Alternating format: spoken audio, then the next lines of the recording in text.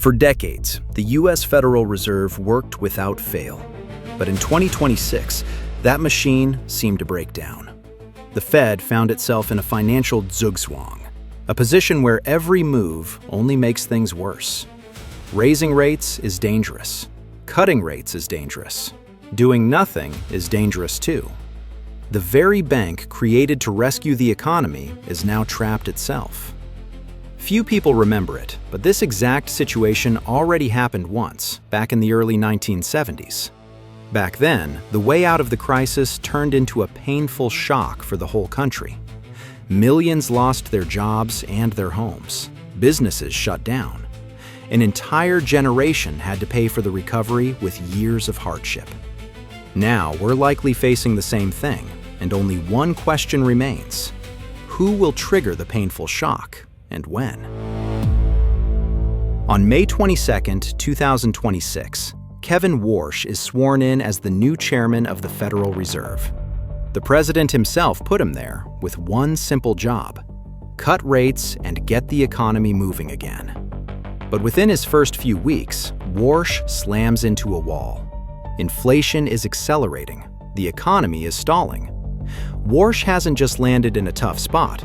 He's walked into a trap with no painless way out.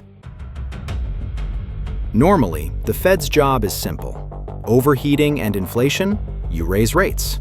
A slump and a crisis, you lower them. One lever, two directions.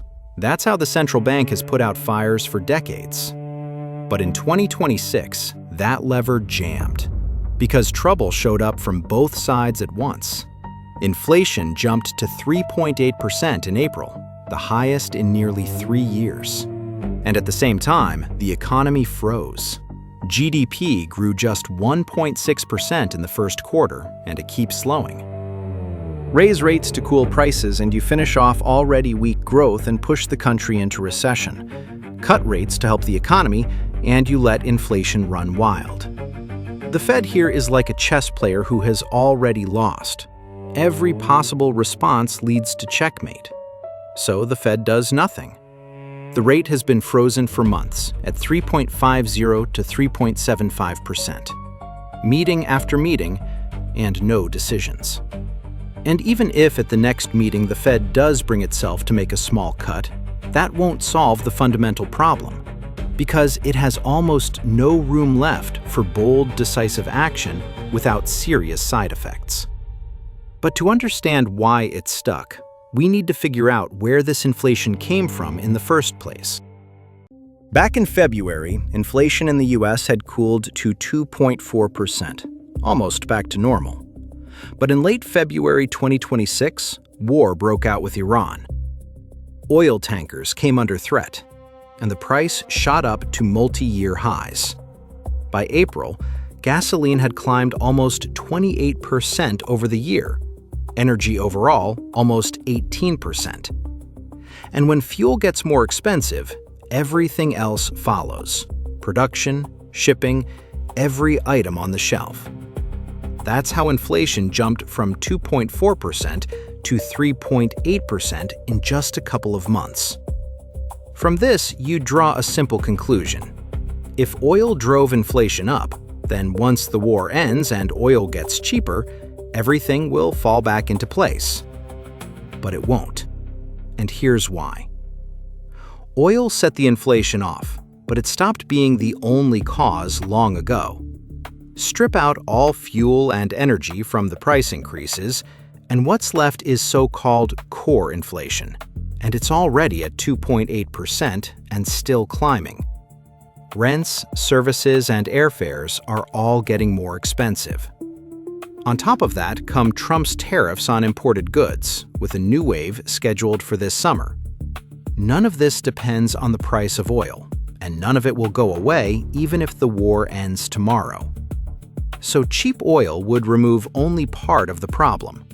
The most stubborn part of inflation, the part lodged in rents, services, and tariffs, will remain. And against that, the Fed has only one tool: high interest rates, which is exactly the painful step it's so afraid to take. And this trap has more than just numbers. It has a face. Warsh is no ordinary Fed chairman. The head of the central bank is supposed to be independent from the White House, but Warsh is too much of a political figure. He took the chair on the say-so of Trump himself, with a clear assignment: cut rates. And his appointment was a scandal. The Senate confirmed him by a vote of 54 to 45, the most divided vote for a Fed chair in history. The president spent months publicly pressuring the central bank for cheap money, and now he expects the same from his own man. Warsh owes Trump the chair, and he knows exactly what's wanted of him. That's the first door closed to him. Going against the will of the very president who put him there is almost politically impossible. But there's a second. Decisions on rates aren't made by one person.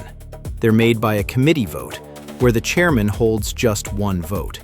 And the former chairman, Jerome Powell, for the first time in nearly 80 years didn't leave. He stayed on the board, with his own vote and enormous authority. Big decisions require the leadership to act as one. And when your predecessor is sitting right there, ready to dissent in public, any sharp move risks splitting the committee and undermining confidence in the decision. So here's how it shakes out. The president pressures from above, the very president Warsh owes his appointment to, while inside the board a rift is brewing. Even if the Fed had a saving move, the man who'd have to make it has his hands tied. And here's the most important part. All of this has happened before, and we know exactly how these stories end. To see why that matters, let's go back to the 1970s. That decade is still remembered as a nightmare for the American wallet, and it all started, just like now, with oil. In 1973, Arab nations, in retaliation for support of Israel, cut off oil shipments to the West, and the price shot up several times over in a matter of months. Lines at gas stations stretched for miles. Gasoline was rationed with coupons, and right behind fuel, the price of absolutely everything climbed. This link, expensive oil dragging every other price up with it, is what trapped America for a full 10 years. Prices were rising while the economy stood still, exactly what we're seeing in 2026. The Fed was led back then by Arthur Burns, and his position was delicate. He had been placed in the chair by President Nixon, the same Nixon who, a couple of years earlier, in 1971, had cut the dollar loose from gold, as we covered in a separate video. The dollar was no longer backed by anything, and there was no one left to restrain the printing press but the Fed itself. Burns knew the cure perfectly well. Raise rates, make money expensive, endure the pain. But the 1972 election was coming, and Nixon desperately needed a strong economy and cheap money. The president leaned on Burns for months, and Burns blinked. He kept money cheap. The reckoning dragged on for years. Inflation broke loose, and by 1980 it had soared to nearly 15%. The savings of an entire generation melted away. Money set aside for retirement lost half its value and more over the decade. All of it, the price of a single moment of weakness. And then came a man who did what Burns wouldn't. Paul Volcker took over the Fed in 1979 and did something terrible but necessary. He drove the rate up to nearly 20%. Money became prohibitively expensive. Credit froze, factories shut down, unemployment soared to nearly 11%. People lost their homes and their jobs. Volcker deliberately forced the country into the harshest recession since the Great Depression. But that was the price of breaking inflation's back.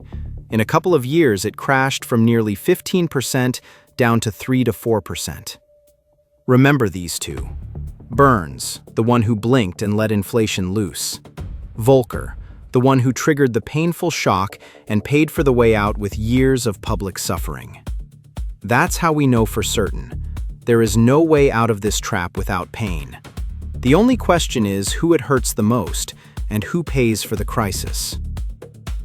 You'd think the answer is obvious. We need a new Volcker, someone who isn't afraid to raise rates and break inflation, the way it was done in the 1980s.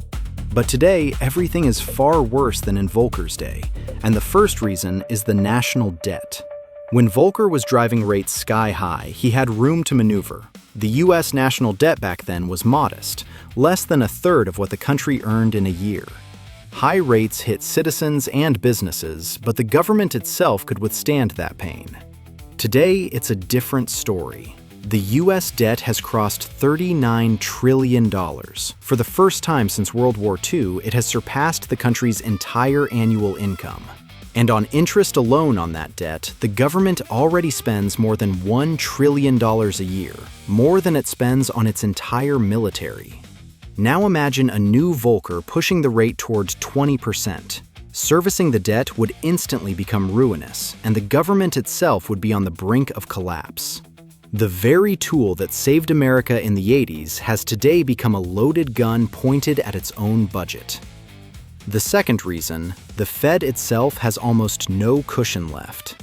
After the crises of 2008 and 2020, it pumped trillions into the economy and ballooned its balance sheet to nearly $9 trillion. Since then, it has only partly cleared away that wreckage. The balance sheet is still around $6.7 trillion, compared with less than $1 trillion before 2008. There's almost nowhere left to print fresh trillions for the next fire.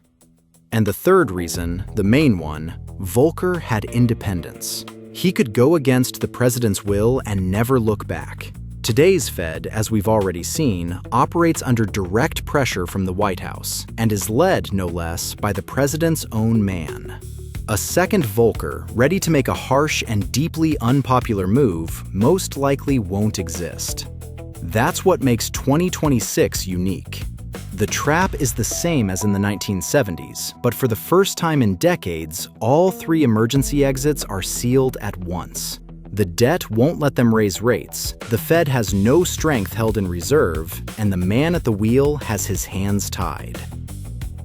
You can watch the Fed's meetings all you like a game of chess. But however this story ends, it's going to hit your wallet in particular. If the Fed keeps money cheap, inflation will go on with its quiet work. Prices will keep creeping up, and the money in your account and under your mattress will keep losing weight. This is the slow robbery where you never even see the thief. And if the Fed decides on the painful shock and raises rates, the blow will be sharp and immediate. The country will plunge into recession. This is the heart of what's wrong with the Fed. It's not that it's doing nothing, it's that the firefighter we always counted on has no safe move left. Every step he takes only fans the flames higher. And whichever fire breaks out, slow or fast, you're the one who pays for both. So it all comes down to one question now, and it's being decided somewhere that isn't your kitchen table. Who blinks first, and who has the nerve to trigger the painful shock? And while they're up there mulling it over, give some thought to your own question: how to protect your assets and how to prepare for the shock that's coming.